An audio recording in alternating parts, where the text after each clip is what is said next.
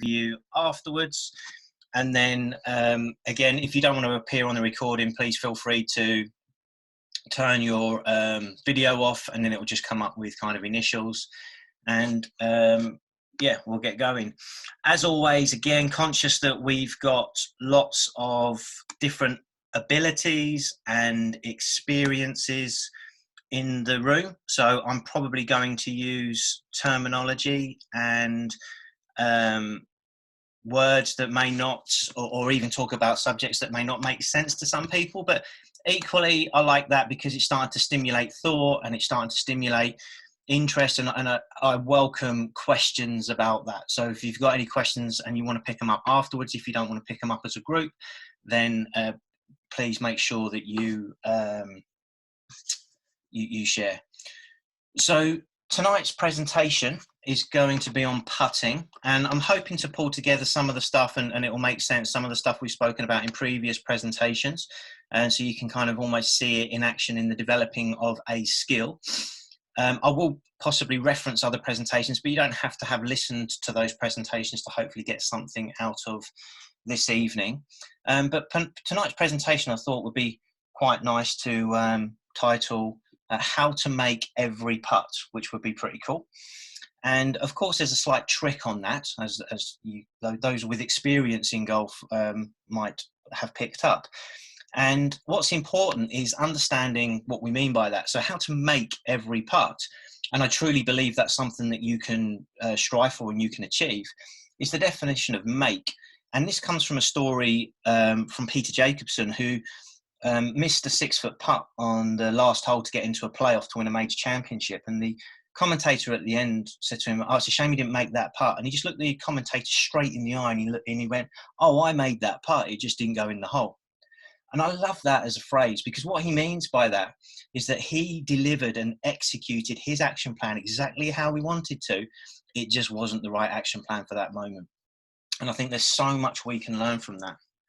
So if our goal, so sorry, to clarify them, so we can make every putt. So your role is not to hole every putt. So when we're considering we're standing over a putt, I think it's, you know, we can get so obsessed about trying to hole it, or even possibly not 3-putting.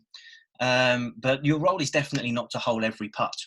And again, I want to reinforce some of the stuff we've spoken about before. You can't learn from your success, you can only reinforce them.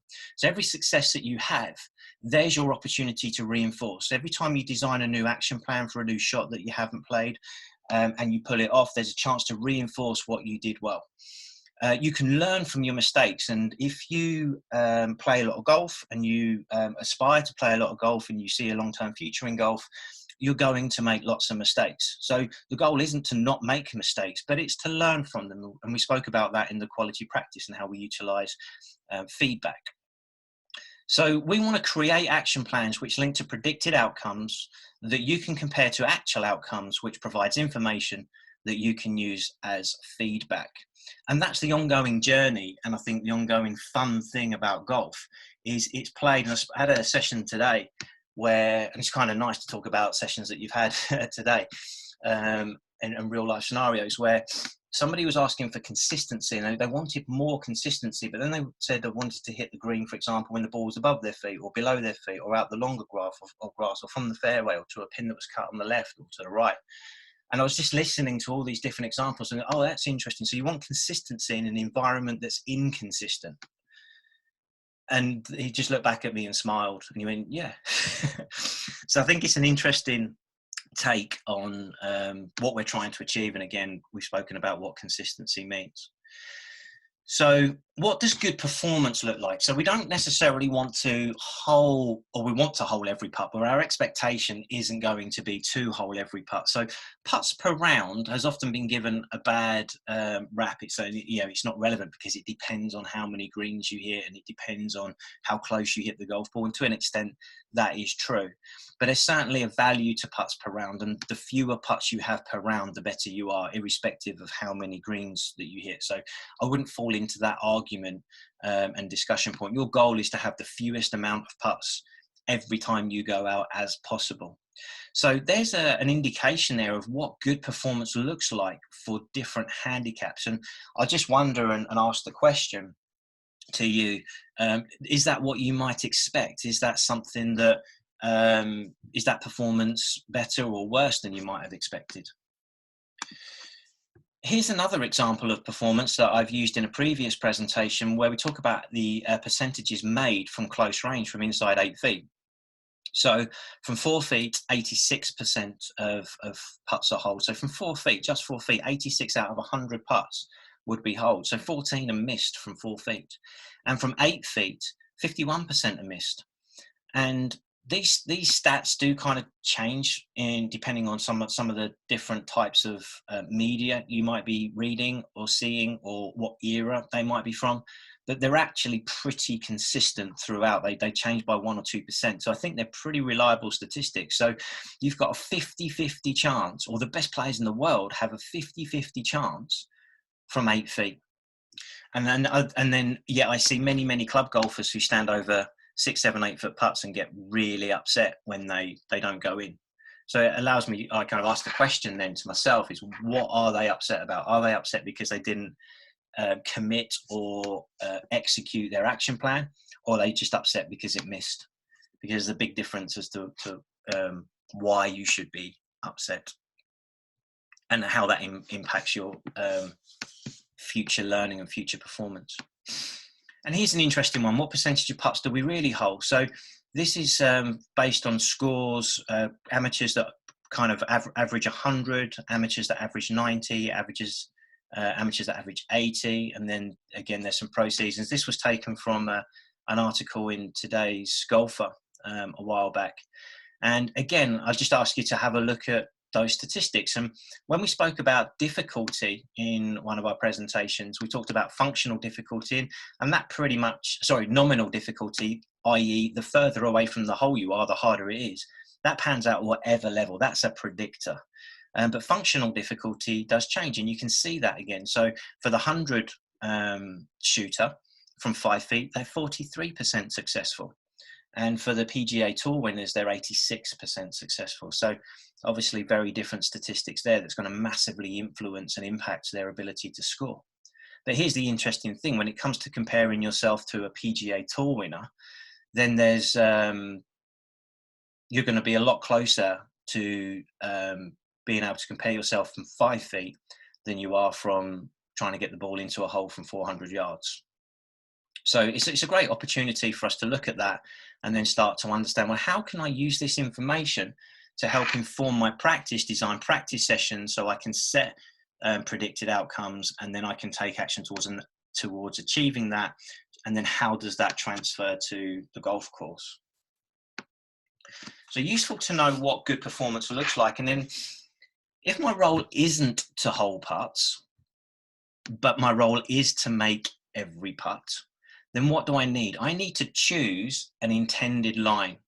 I need to choose an intended speed. And I need to deliver the golf ball on that intended line at that intended speed with the best stroke possible. And I think that's the best description I've ever heard of your role in putting or playing any golf shot, to be honest. But I think that's really cool, because now we can start exploring, right, which one of those or which ones of those do I need to work towards? Because ultimately, there's really only 3 skills for putting. You need to start the ball on line. So if you've chosen an intended line, can you start the ball on that line consistently? You need to be able to control speed. So if you've chosen an intended speed, can you deliver that intended speed? And then there's green reading. And green reading is going to be a massive one. If you remember in our separations value presentation, for those that could listen to that, green reading was actually separation value 3. It was in the second highest ranked skills to learn. Yet how many times have we had lessons on green reading? And how many times have we explored that as an idea in comparison to, as an idea to get better, in comparison to, I need to make a better stroke, for example, and get technically involved in making a different stroke. So if there's 3 skills for putting, how can we start to explore those? Well, start line is one of those. Can you start the ball through the gate? And in that top right-hand picture, I would say this is one of the best drills or exercises you can do. Just pop two tees either side of a golf ball, and then move a golf ball probably a foot away from that gate. And then can you putt the ball through that gate? If you hit those tees, is there a consistent pattern to your miss? So do you consistently hit the left-hand tee or the right-hand tee? And I think this is a really, really simple but highly effective exercise that you could work on. And you could even do this at home. So at home, instead of obviously putting the tees in as you see them in that top right-hand picture, you could turn them upside down and just balance them on the floor and then putt through the gate in that sense on a carpet. And then develop that as a skill. Now, how you stand over the golf ball, how you stand over the golf ball, how you hold a putter, your posture, your alignment, everything will influence your ability to start the ball through that gate. But there's not ever a right or wrong way of doing that, other than if the ball goes through the gate repeatedly, then you're doing it right. But if you're consistently missing one way or the other, and generally everyone will have a consistent miss left or right, then we can start to look at, well, maybe if I change my grip or I change my arm position, that would help. But once you've identified where your miss is, then you've got a great chance of making an efficient change to your technique, as opposed to just trying something for the sake of trying it, or trying something because you've seen it on either YouTube or Instagram or Facebook or something like that. You can also purchase some equipment. So, for example, that bottom right hand is just like a training aid from Visio. Visio are a company that specifically focus on training aids. They're a company that run by Phil Kenyon, who's a very famous coach on the European Tour and the USPGA Tour, works with Rory and many other players, Rory McIlroy and many other players. And he specifically is a putting coach. And he aligned himself to this company that do some fabulous training aids. But again, if you are going to go down a training aid route, I would massively encourage you to make sure you purchase a training aid that's directly connected to a skill that you want to develop, or the technique you want to improve in order to develop the skill. And if you need any help with that, then obviously I'm more than happy to help and have conversations around that. But in order to get that ball through the gate and to start the ball on your intended line, the club face is king. So there's lots of path stuff that you can do because it's very easy to work on. You can put a club down, you can put tees down, you can put balls down. There's lots of different things you can do to help shape the path. But the club face is absolutely king. So it's about getting that club face square to start with and returning it square with the minimum amount of rotation in relation to its path as possible. So start line is important, and gating, practicing through a gate is going to be really helpful for that. Speed control is massive. And I really want you to think about speed control, not distance control. And it's easy to talk in, I'm going to hit this 12 inches past or 18 inches past or 9 inches past, as opposed to meters per second as the ball approaches the hole, because we don't really understand. I looked at some meters per second numbers the other day and I had no idea what they meant. So it would be easier to reference the speed of a putt by the distance, but I really want you to think about the speed of the putt, because what that does is start to introduce the concept of understanding the speed as the ball comes off the face and the speed as the ball enters the hole or approaches the hole. The speed that you choose is going to massively influence your line, and the line that you choose is going to massively influence your speed. So about 80% of golfers, and this is consistent throughout all levels of the game, underread putts. So certain, and I'm going to go through why they might do that in a moment. But when you underread a putt, the tendency is to then hit the ball harder in order to try and hold it on line so it goes in the hole. And so all of a sudden, you then you miss it low anyway because the read was too low, but you've also hit it too hard, so it's now gone way too far past, and you don't really know which is right and which was wrong. And most people wouldn't know because they've not chosen an intended line or an intended pace to the degree that I'm talking about at the moment. So when you're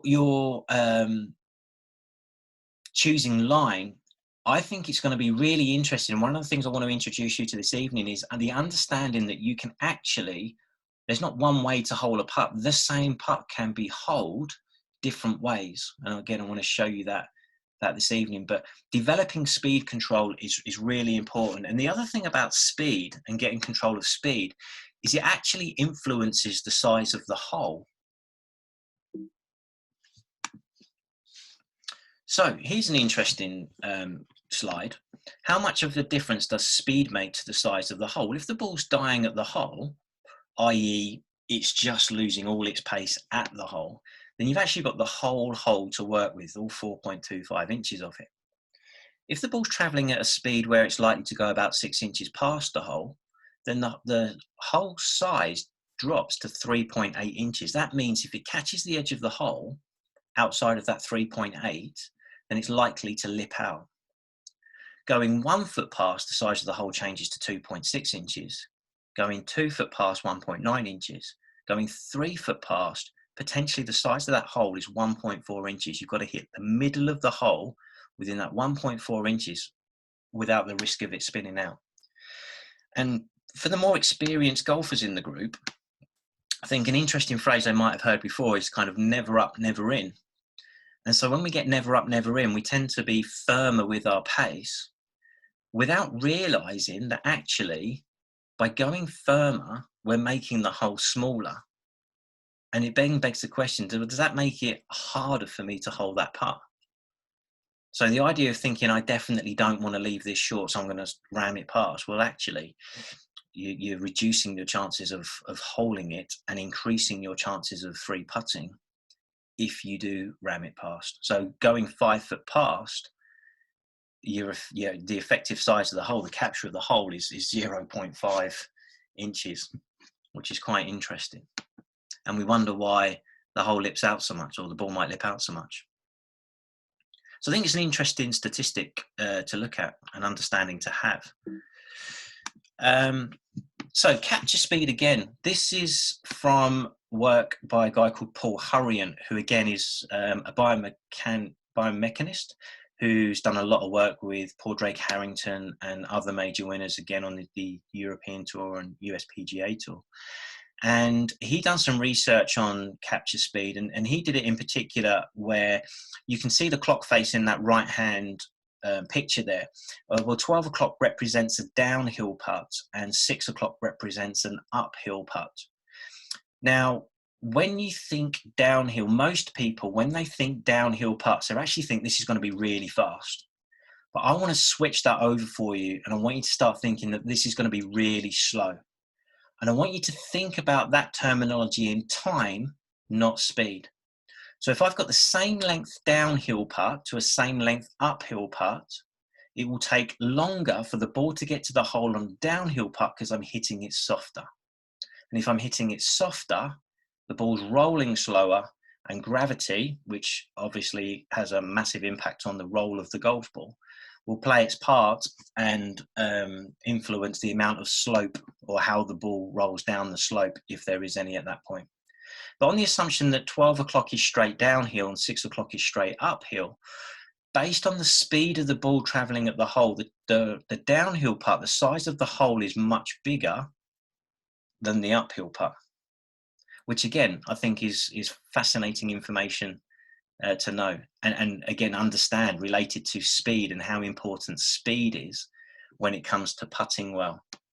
And a little exercise that I'd like you to challenge yourselves with is, can you predict the time of a putt? So if we want to see putting a little bit more in time, not just speed, if you stood over a 20-foot putt, could you, with a partner, I guess, playing partner, but could you do a practice stroke without the ball, anticipate the moment of impact, at the same time your partner clicks the go button on a stopwatch, and then you kind of feel the speed come off the club face.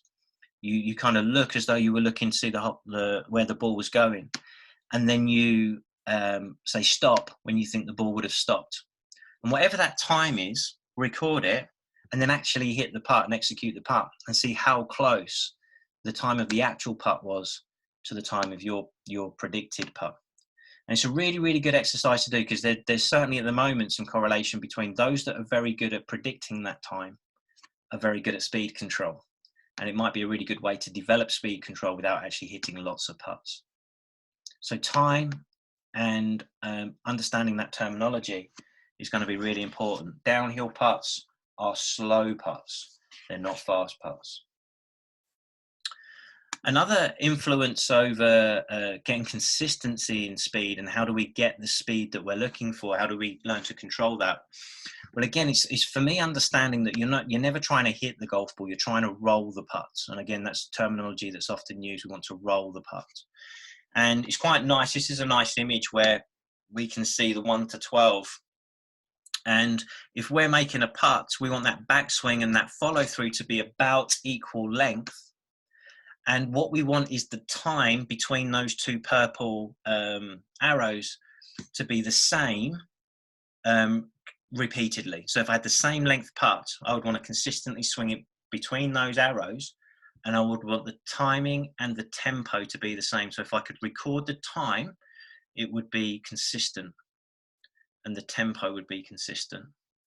And the interesting thing in putting is that if I had a shorter putt and I was putting between those two arrows, the time and the tempo would be exactly the same as the time and tempo for the longer putts. So timing and tempo is a really valuable skill to develop in order to help with your speed control when you're putting. And in order to help you do that, what you could practice with is a metronome. You could just download a free metronome, get the beats that you're looking for, 1, 2, 1, 2. You could explore it a little bit, and that will help you with kind of starting to develop that timing and tempo. Just to kind of get yourself going with. So, and again, another thing that you could do at home. Another thing that you can do in your practice swings, that it's an action plan, isn't it? That predicts an outcome. And then if you suddenly shoot that ball comes off much faster than you expected it to. You can reflect back on, well, my action plan was to swing between the two outside purple arrows with my timing and tempo, and actually the ball came off too fast because that stroke was too long, or because I actually did my timing was too quick, it was too short, and I accelerated too fast. So again, great way to start practicing the skills of developing an action plan, and then executing that action plan, and then giving yourself feedback off of what actually happened.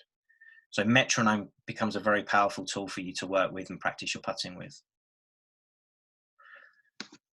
Okay, so we've covered speed and we've covered start line, and now we're going to talk about green reading. And as part of my kind of research in pictures, I thought I'd share this just because it's a bit of fun. I Googled green reading glasses, and that picture on the left came up. And I kind of like this. It's the importance of communication and punctuation. So I thought, oh my God, for a second, I thought, oh my God, they've got green reading glasses. But actually, they're green reading glasses. So I just thought that was quite amusing. Camilo Villegas on the right-hand side here, this is how he reads his putts. So I'll be expecting you all to, over the summer, be reading putts as intently and as athletically as that by the time we finish this presentation. It's quite a unique style. But there's basic putt geometry. So again, if we take a clock face, and this is quite a cool way to start to develop green reading skills. If we take a clock face, if we can find the straight uphill putt, and that would be in this picture here, 6 o'clock at the bottom. So anything that's between 9 and 3, below 9 and 3, we know is going to be uphill. And anything that's above 9 and 3, we know is going to be downhill. Anything left of 12 and 6 is going to be left to right. And anything right of 12 and 6 is going to be right to left. So it's a nice, easy way to start looking at greens. If you can't see a read on a green, then it's going to be useful to go forget where your ball is, just go and find the straight uphill putt, and then you can start to figure it out from there. Now, I like this picture because this picture highlights not only the break of the putt, but potentially where you should be aiming as well. So the break of the putt is the coloured line, but the start point is the black dotted line with the X on it. And I want to talk a little bit more about this now, and I want to talk about why we underread putts. So this is Rory Sabatini and Aimpoint. This is software that's often used on USPGA Tour tournaments to highlight the potential break on a putt and also where that player is aiming. But this is why we might underread that putt. So I've highlighted the hole in purple, and we look at that, and what we might see is referencing a straight line. We'll often look straight at the hole, and then we'll reference off that straight line. And what we do is we look for the furthest part away from that line, which is the apex of the putt. And we see the apex as the putt there, which it is the apex of the putt in this case. And then what we do is we see a straight line from our ball to the apex of the putt and then to hole high. And what we might do in this scenario, if we was referencing this to another player, we might say, I'm going to aim 3 cups outside or 2 cups outside right. But the problem is as soon as you hit the ball towards the apex of the putt along that purple line, gravity is going to take its toll, and your ball's going to immediately start moving left of that line, and it's going to end up low, unless you hit it really hard to try and keep it on line. So seeing putts in straight lines, I don't think is very useful. I think we can, again, look at developing the skill of trying to see putts as curves, breaking putts as curves. What does the curve look like? And there's actually a really cool little tip, and this doesn't happen with every putt, but once you've found the apex of the putt and you're quite happy with that, if you actually doubled that, you kind of think your start line needs to be up there. So if you find the apex of a breaking putt, double it, and then you need to start the ball on that line. And all of a sudden, it'll have a massive influence on how you see putts, how you see curves in putts, and also it will have an impact and influence the speed that you start hitting the ball at, rolling the ball at. So I think that's a really cool way of again, looking at green reading. So giving you a little basic understanding the geometry. Can I find that straight uphill putt?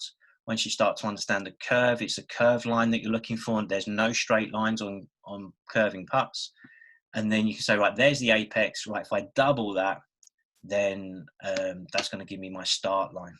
And that will probably take some getting used to start off with. Now, I've got some questions coming in, so I'm going to see if I can. Oh no, I'm going to have to pick them up afterwards because I think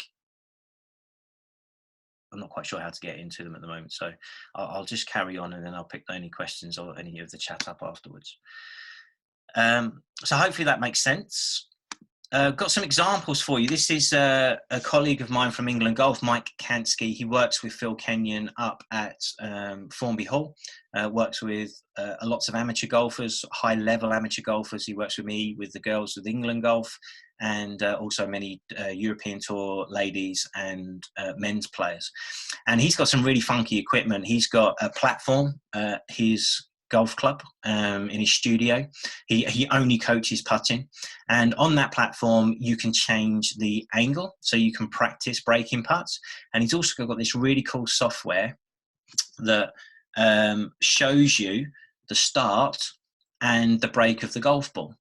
So he did this ladder exercise, which the software shows you where you need to aim and how the ball breaks off of that line. So when you start to see that, you think, oh my God, because again, if we took the apex of that putt, which is the furthest point to the right of the straight line, most of us would probably hit the ball straight at that, meaning that it would actually miss low side unless we try to hit it really hard. So he's fairly consistent on his pace there, and he's going for this is 12 foot to 8 foot. And he's not hit that one good. He wasn't happy with that one. But you can almost see that correlation where that aim point, and when you watch this back, see how that aim point is almost double the apex. This is another one which I'm massively keen on as far as developing putting skills are concerned. So this is a 1% slope. Oh, by the way, Mike doesn't do left to right putts. He only does right to left putts. And what he's doing is hitting the same putt. So this is a 2% slope at 12 feet on a 12 stimp. So stimp is the speed of the green. It's how they measure the speed of greens in tournaments. And you can see that he's holding the same putt with 2 different lines at 2 different paces. And it's not to say that one's right and one's wrong. They're just options. And this is a 3-degree slope at 12 feet on a 12 stimp. You can see that's a softer pace.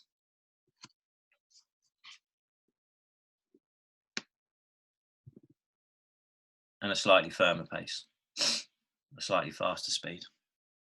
So it's really cool imagery for you to see, I think. And if you go to if you're Instagram users, he's got an Instagram page, he's got a ton of these videos that you can go and investigate and explore. And I just think they're really good images for you to see and learn from. And here's the last one. I'm interested, did this putt miss because there was a misread or the speed was wrong? And I'd be interested in your thoughts, because he's going to hit exactly the same line at a slightly different speed, and it's going to go in. So that first one was a speed issue that could quite easily be seen as a read issue, but it wasn't. It was a speed issue. And the reason it was a speed issue was because it came up short. It would have never got to the hole. So brilliant. How can we, he's got, best part of 30,000's worth of kit there. How do we practice that? Well, here's an exercise that I do consistently with a lot of the better players. And it's also useful if you can find yourself a green with a little bit of slope. But I want you to see the arrow use the arrow, see the T-peg that's there. So the task I set this player at the home internationals, because I wanted them to explore the speed and read, is on a 12-foot putt. I said, where do you need to put that that T-peg, in order for you to be able to hole above and below? So it took some experimentation, and then she finally decided it was going to be there. And then it was a case of, can you hole both putts? Can you hole a putt above the T-peg? And then can you hole a putt below the T-peg?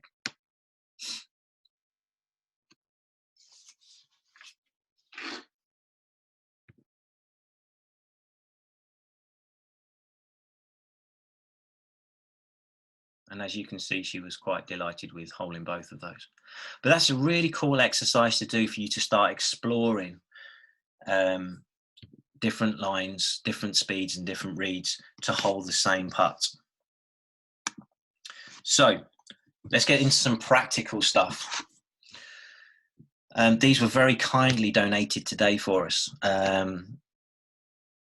So shot patterns. We've talked about shot patterns in previous presentations and how we use shot patterns. Well, you get a shot pattern with putts as well. That left-hand shot pattern is a 5-foot. So there's a bottle down there of finest hand disinfectant stuff. So 5 balls. How close can you get it to the bottle? And then the middle one was 10 foot, and then the right-hand one was 15 foot. Now, if we get really good at speed control and we can start to predict 5 foot, 10 foot, 15 foot, then we can start to position that bottle accordingly. That gives us the best chance of holding that putt, at the same time reduce our chances of 3-putting. So ideally that bottle would be positioned just beyond the hole, because you will leave putts short of the bottle. If you have a shot center, there will be putts short, there will be putts long, there will be putts left, and there will be putts right. That's going to happen. What we want to do is get that nice and tight, and we want to know where that center is so that we can position that center to give us the best chance of holding putts, at the same time reduce our chances of 3-putting. So that's a really nice skill to develop. This is another one that I'm really keen on working with this year. So I've got some chalks, and on the green last year, I kind of was drawing lines. So between the white and the yellow line, hopefully you can see that in the picture, that's a foot.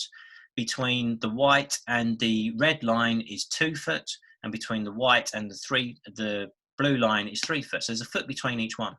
So from 3 feet, can you putt 3 balls in a row in the 1 foot margin? Then can you putt 3 balls in a row to the 2 foot margin? Then can you putt 3 balls in a row to the 3 foot margin?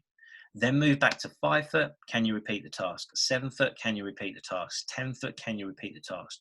Can you get really good at distance control from those distances? Because they're going to be the key ones that are going to help your scoring when you start holding those putts.